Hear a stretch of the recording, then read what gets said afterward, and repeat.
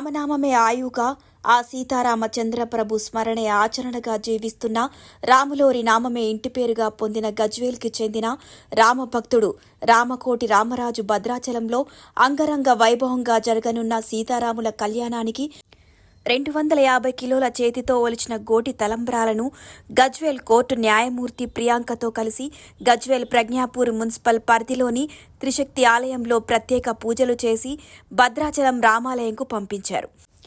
ఈ సందర్భంగా న్యాయమూర్తి ప్రియాంక మాట్లాడుతూ హిందూ ధర్మ రక్షణకు అందరం కృషి చేయాలని అన్నారు.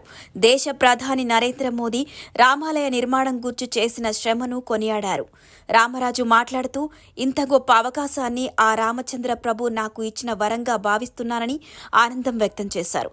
సీతారాముల కళ్యాణంలో గోటితో వలచిన తలంబ్రాలను ఉపయోగిస్తారని ఆయన తెలిపారు. జై శ్రీరామ్.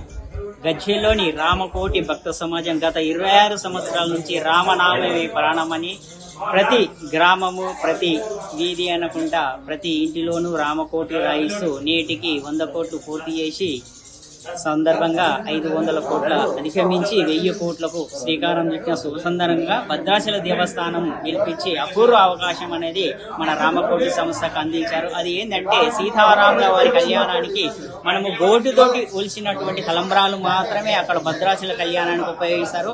అటువంటి ఒక అవకాశాన్ని తెలంగాణ నుంచి ఒక 3వసారి నాకు ఇవ్వడం జరిగింది.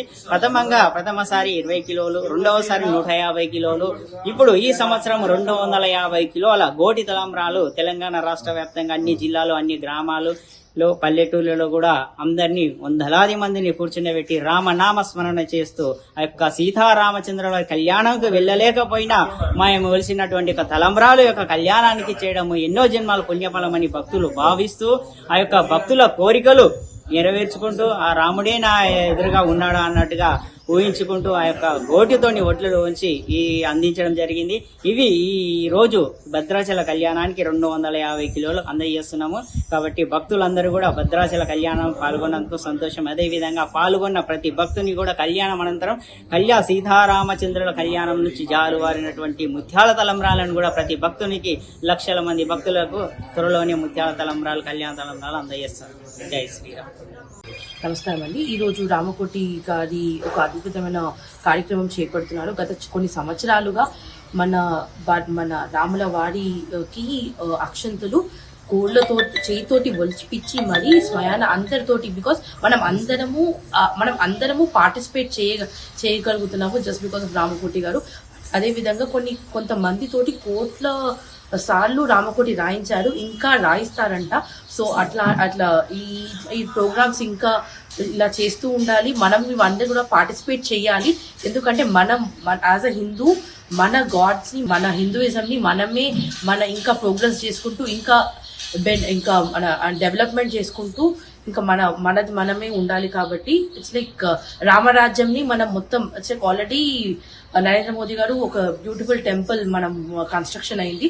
సో అట్లానే ఇంకా డైలీ మన ఇండియాలో మన భారతీయ సంస్కారం, మన ఇవన్నీ కల్చర్ ఇవన్నీ ఇంకా డెవలప్ అవ్వాలనుకుంటూ ఇట్లాంటి రామకోటి వాళ్ళు ఇంకా చాలా మంది ఇంకా ప్రోగ్రామ్స్ చేయాలన్నట్టు I wish all the best Ramakoti garu. Ramakoti గారి ఆధ్వర్యంలో 250 kgs ఆఫ్ బియ్యం, అది కూడా చేతితోటి ఒలిచబడిన బియ్యం మన భద్రాచలం రాముల వారికి మనం ఈ ఇయర్ సమర్పించడం జరిగిందండి. ఆ క్రెడిట్ మొత్తం రామాంజనేయుల వారి, ఎందుకంటే అవన్నిట్లో మనం కూడా పార్టిసిపేట్ చేసాము. మన ఆల్ ఓవర్ తెలంగాణలో అందరం ప్రతి ప్రతి ఒక్క ఇంట్లో నుంచి రాముల వారికి మన చేతులారా మన దగ్గర నుంచి అవి అక్షంతలు వెళ్ళాయి. కాబట్టి అది చాలా చాలా మంచి programme actually. Thank you. Hi everybody, this is Kiriti Damaraju. Like, share and subscribe to Saira TV.